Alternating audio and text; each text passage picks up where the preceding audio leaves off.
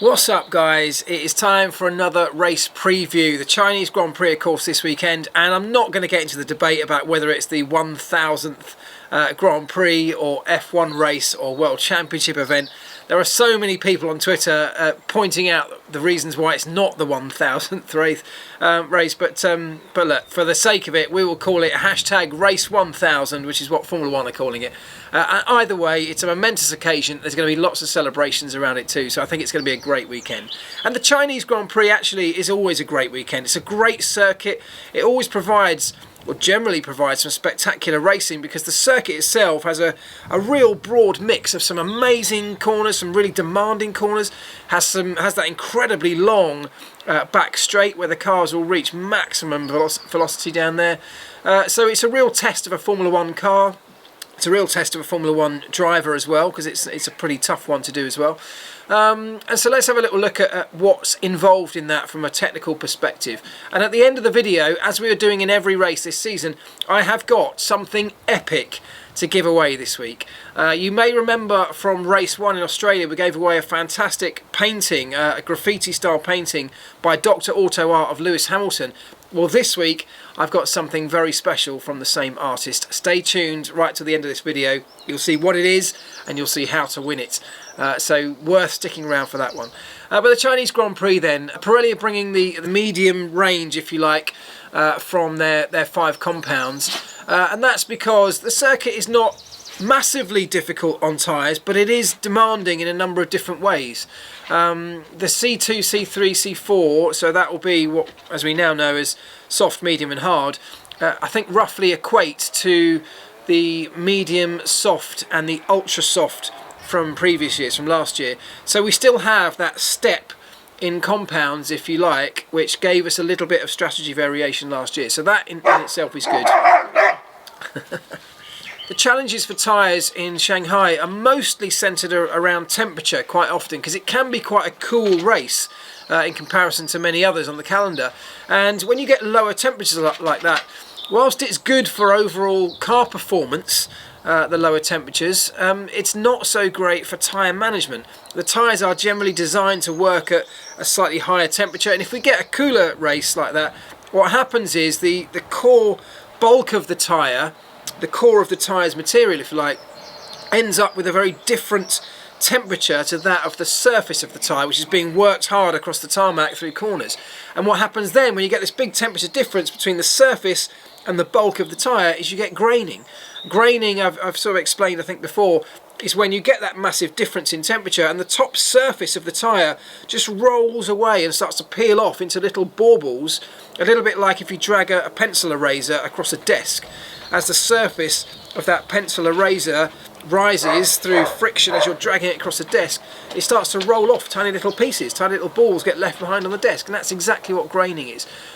It's something that we see a lot in China for that very reason. So drivers have to really work hard to bring the tyre temperature up in a uniform manner to kind of try and match the surface and the core temperatures to some extent, or as best they can, to prevent graining from happening. Because when you do get graining and that surface starts to roll off in little balls, of course immediately you lose a massive amount of grip.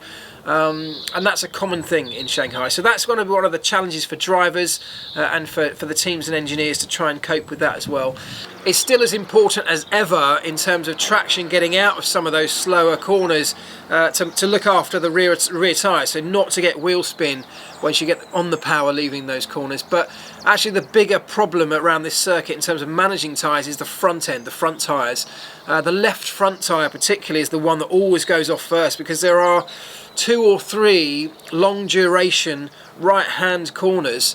If you look at the circuit map, those 2 snail-like corners with the snail-like appearance have a massive demand on the left front, because you're leaning on that left front for a long duration, and that means the temperature just during those corners in that left front specifically starts to rise an awful lot.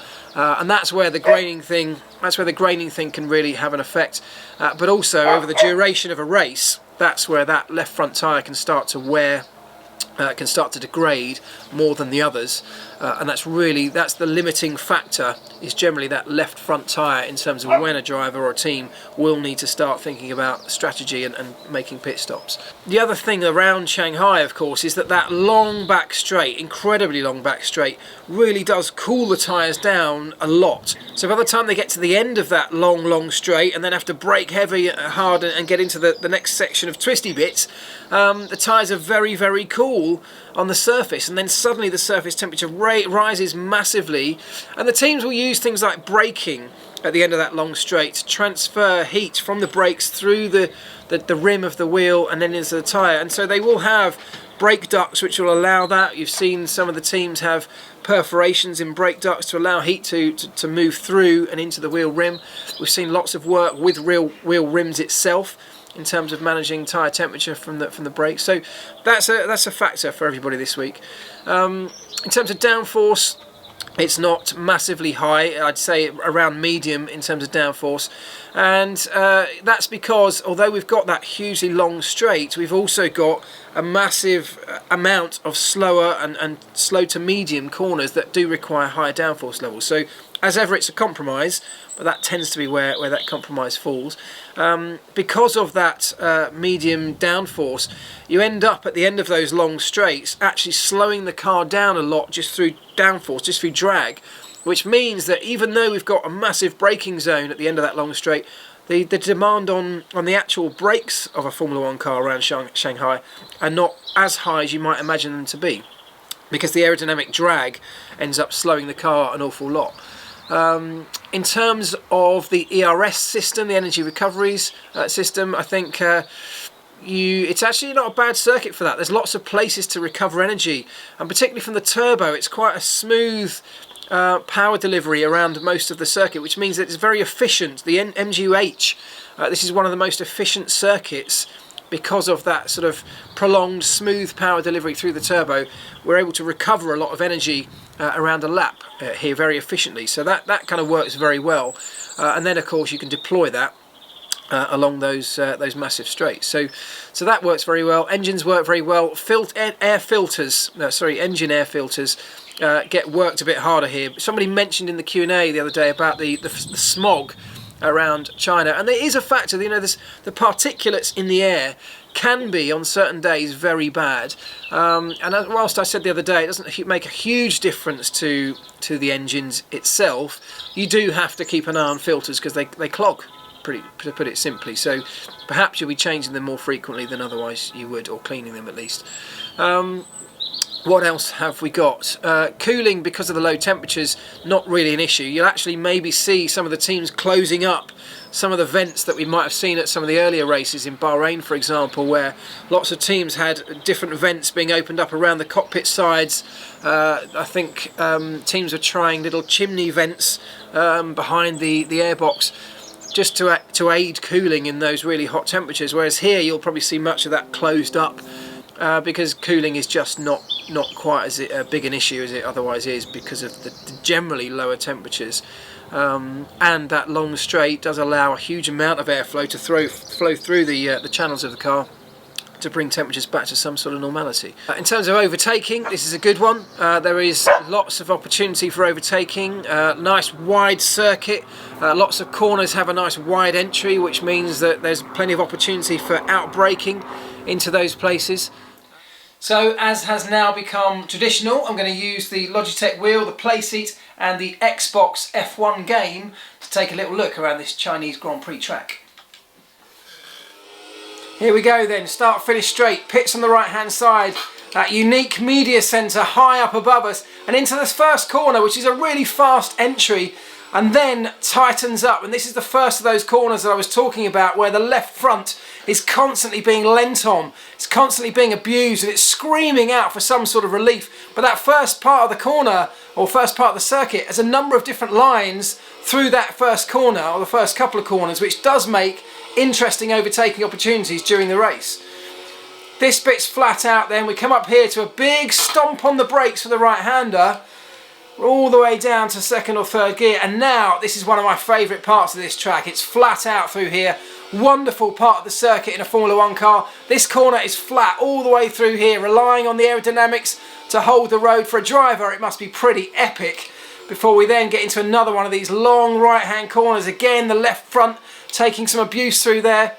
Clipping the curb on the inside, difficult to overtake through this bit, it's quite tight and twisty, but then we're hard on the throttle again, heading up towards this giant grandstand that you can see in the distance up here. Massive stamp on the brakes all the way down to first or second gear for that hairpin, and then it's back into the second of these snail shell like corners where the driver's got to be very patient. He really wants to get hard on the throttle. As soon as he's no longer traction limited, that's exactly what he does, but the front end wants to slide away, wants to push on, and that left front tyre really taking more abuse at that point before we get onto this really, really long straight DRS zone, but everything being cooled down, as I said before, sometimes cooled down too much before this big stamp on the brakes again. Really, really hard on everything at that point, coming towards the closing part of the lap now between the grandstands, these iconic grandstands, the final corner where you've got to be patient, but you've got to be hard on the throttle early to get maximum power back along this straight. Another DRS zone underneath the bridge alongside the pit lane and grandstands, and that closes out a lap of this Chinese Grand Prix circuit. Right, it's an awesome track. I know my driving is terrible on this. I cannot drive this thing and talk at the same time, so apologies. I had the driving line indicators on and the overhead viewpoint purely for you guys because I think it gives a better impression of the circuit. So sim racers, please don't comment in the comments and tell me that I should be using the driving position, seating position point of view. I know, and I do that when I'm playing this for real. Anyway, that's that. It's a great circuit, and I think loads of opportunity for regen and energy harvesting at the end of those long straights.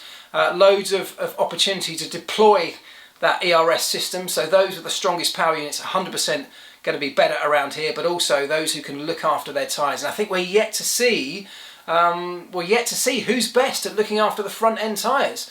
Last week was all about traction and braking. This week is a lot of that as well, but that front left tyre, minimising understeer, dealing with the bumps around this circuit. Very, very bumpy. You don't see it so much on the game, but it's a hugely bumpy racetrack. So your setup has to have some kind of compliance in it to deal with that, whilst not compromising the aerodynamic platform by moving around too much at the same time. So huge challenge for engineers, but I think it will provide a great race. Right, but that's it for that. So let's get on to the giveaway, because once again I've teamed up with the gpbox.com. As I always say, if you've not checked them out yet, do so. They are brilliant. Unbelievable marketplace for motorsport memorabilia, merchandise, clothing, gifts.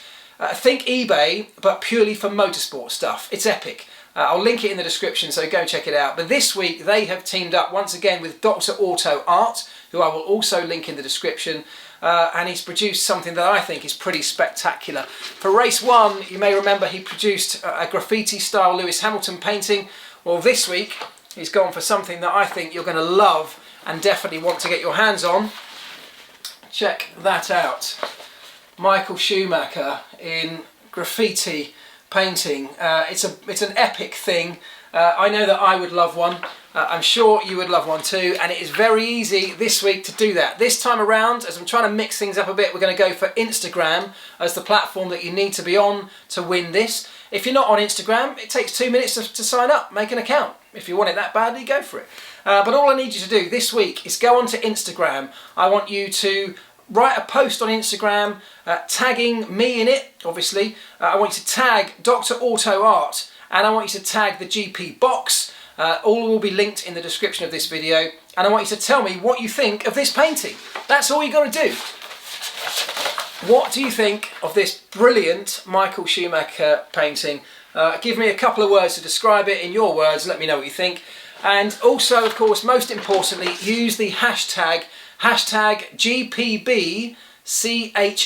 So it's hashtag GPBoxChina. GPBCHI. If you don't use that hashtag, I won't find it when it comes to picking a winner. So make sure you do. And on Monday, post-race, I will be going through all of those to pick out a random winner. Whoever you are, wherever you are, it's open to everybody. You could be winning and having that brilliant Michael Schumacher painting on your wall at home. So do so, take part. I'll link all of that I've just said in the description as well to make it simple if you missed any of it. But enjoy the Chinese Grand Prix. I think it's going to be epic. Whether you think it's the 1000th race or not, I think it's going to be a good one. Have a great one, folks. Ta-da.